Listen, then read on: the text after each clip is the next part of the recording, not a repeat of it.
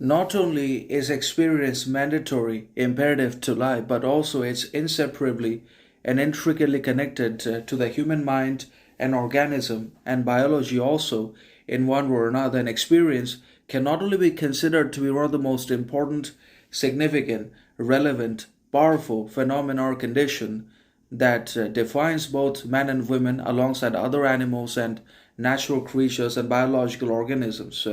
But also, it's certainly one of the most difficult, chaotic, hardest, painful things also to decipher, to basically decrypt, to understand, to hold on to integrate, or to part ways with, depending upon its importance, relevancy, or interest to us in one or another, and also considering the kind of character success it represents or it epitomizes before us.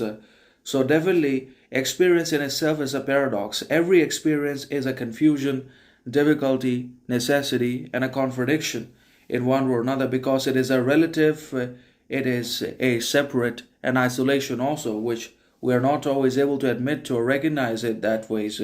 But it becomes impossible to part ways with, but it defines something else entirely. It has its own theater, it has its own feature, characterization, but then again, it defines, it says something to us, but we are not always able to understand it. Every experience presents or represents something very important that escapes our conscious mind and rational faculties and reasonable powers. But then again, we neglect and ignore most of the experiences we have or we haven't had. That's why we don't grow, we don't progress, learn anything significant, or move forward in any significant directions in life because we ignore and basically refute our experiences in one or another. The moment we start valuing our experiences and treating experiences the way they should be, that is relative and absolute at the same time, then they can actually give us a lot of knowledge, wisdom, significance, anyways, in one or another. That is what we should consider it as. Without experience, we are nothing because experience completes knowledge, experience solidifies education. Everything needs experience and particularity and practicality to be attested to it because knowledge which is not supported and backed by experience becomes basically superstition, ignorance, or mere intellectual play. And experience that is divorced from knowledge is superstition.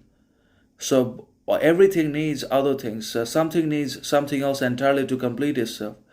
Experience is very powerful. Experience in itself is a knowledge and education that most people deny or ignore in reality, and they put all their faith and trust in education, formal knowledge, and reading books. But experience is very important